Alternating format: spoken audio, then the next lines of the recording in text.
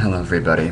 For September 11th, which is today, my brother and I are posting videos of ourselves reading from different books. And we've been doing this for the past week. The latest post that my brother made on our Facebook group, International Read a Book Day, was a passage of him reading from the Bible. And I thought it would be appropriate for me to also read something from the Bible and post a video of that. My favorite book of the Bible is Jonah. I know that's weird, but it is.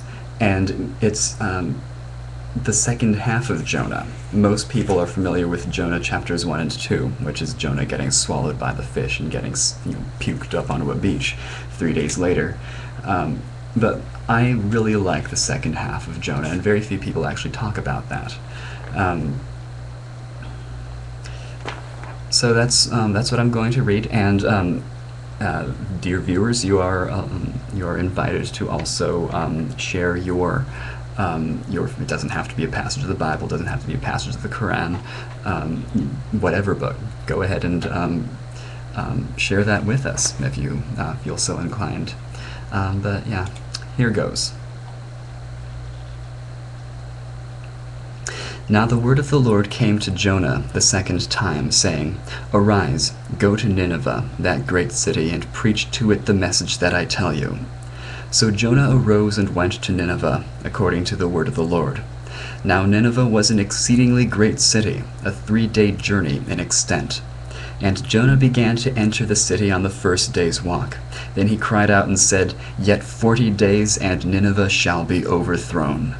So the people of Nineveh believed God, proclaimed a fast, and put on sackcloth, from the greatest to the least of them.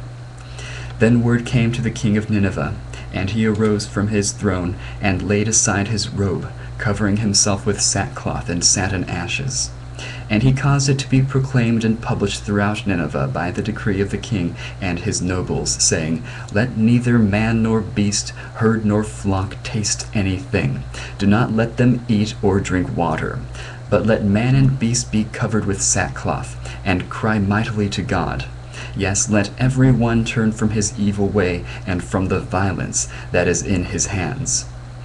Who can tell if God will turn and relent, and turn away from his fierce anger, so that we may not perish? Then God saw their works, that they turned from their evil way. And God relented from the disaster that he said he would bring upon them, and he did not do it. But it displeased Jonah exceedingly, and he became angry. So he prayed to the Lord and said, O Lord, was not this what I said when I was still in my country? Therefore I fled previously to Tarshish. For I know that you are a gracious and merciful God, slow to anger and abundant in loving kindness, one who relents from doing harm. Therefore now, O Lord, please take my life from me, for it is better for me to die than to live. Then the Lord said, Is it right for you to be angry? So Jonah went out of the city and sat on the east side of the city. There he made himself a shelter and sat under it in the shade, till he might see what would become of the city. And the Lord God prepared a plant and made it come up over Jonah, that it might be for shade for his head to deliver him from his misery. So Jonah was very grateful for the plant. But as morning dawned the next day, God prepared a worm, and it so damaged the plant that it withered. And it happened when the sun arose that God prepared a vehement east wind, and the sun beat on Jonah's head, so that he grew faint. Then he wished death for himself, and said, It is better for me to die than to live. Then God said to Jonah, Is it right for you to be angry about the plant? And he said, It is right for me to be angry, even unto death. But the Lord said, You have had pity on the plant, for which you have not labored, nor made it to grow, which came up in a night and perished in a night.